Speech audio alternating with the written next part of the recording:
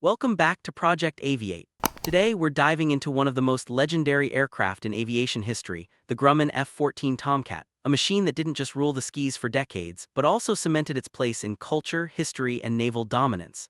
As we step through its story, let's explore how this fighter became the undisputed icon of U.S. naval aviation. It all begins during the tense days of the Cold War. The world was divided, the oceans filled with submarines and fleets ready for confrontation. On the deck of U.S. aircraft carriers, fighters like the F-4 Phantom stood guard. Reliable, fast, and proven, but by the late 1960s the Phantom had its limits. The Navy needed something new, something with more range, more firepower, and more flexibility to counter the growing Soviet threat. That demand set the stage for the Tomcat. Early concept designs looked ambitious, even radical, with the promise of a swing-wing fighter that could adapt its aerodynamics mid-flight. The Grumman team took on the challenge, drawing up what would become the F-14 Tomcat, combining power, agility, and cutting-edge technology. What they envisioned wasn't just another jet, it was an air superiority machine designed specifically for the Navy's unique needs. In 1970, the first prototype took flight. It was big, sleek, and unlike anything seen before. The F-14 proved it could launch from a carrier deck and still match land-based fighters in speed and agility. It was a testbed of innovation, with its most striking feature being those variable sweep wings. At low speeds, they spread wide for maximum lift during takeoff and carrier landings. At high speeds, they swept back like the claws of a hunting cat, cutting through the air for supersonic performance. This dual personality made the Tomcat one of the most versatile fighters of its era. Soon after, the Navy's carrier decks were alive with the roar of Tomcats launching into the sky. Catapulted into the air with sheer force, the F-14 quickly showed it was built to dominate. Its power came from twin engines, and its presence was unmistakable: broad shoulders, sleek fuselage, and that aggressive stance with wings adjusting as it maneuvered.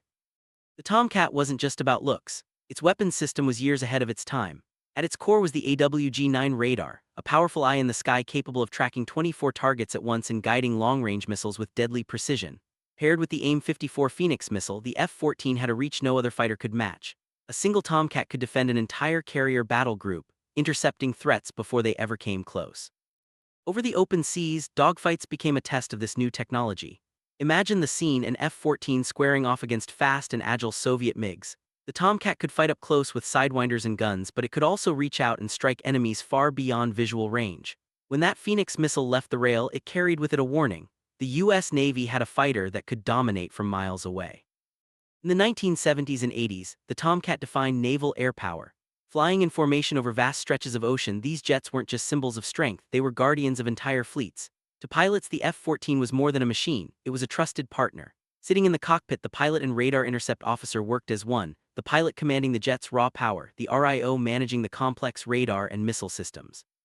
This teamwork made the Tomcat deadly efficient. Life aboard a carrier was intense, and the Tomcat was built for it. Aircraft carriers became floating fortresses with rows of Tomcats armed and ready, their wings folding neatly to save deck space.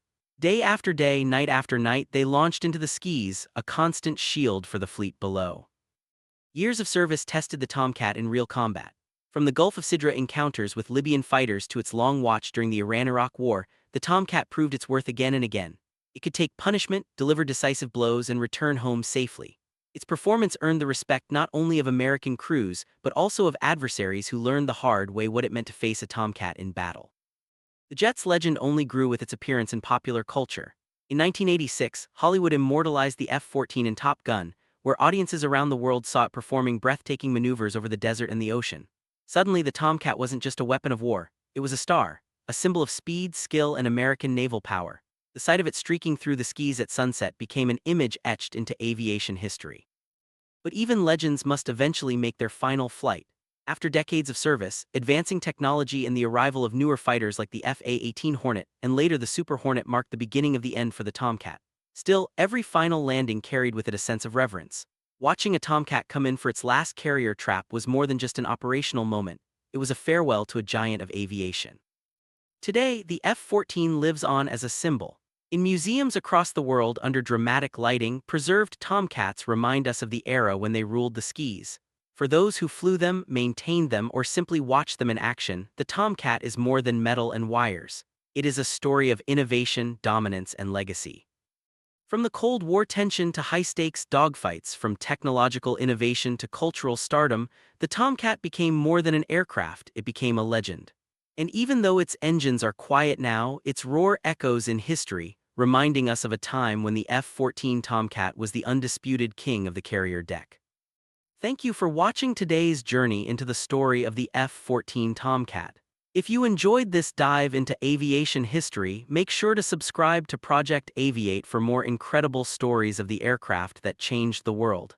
Until next time, keep your eyes on the skis.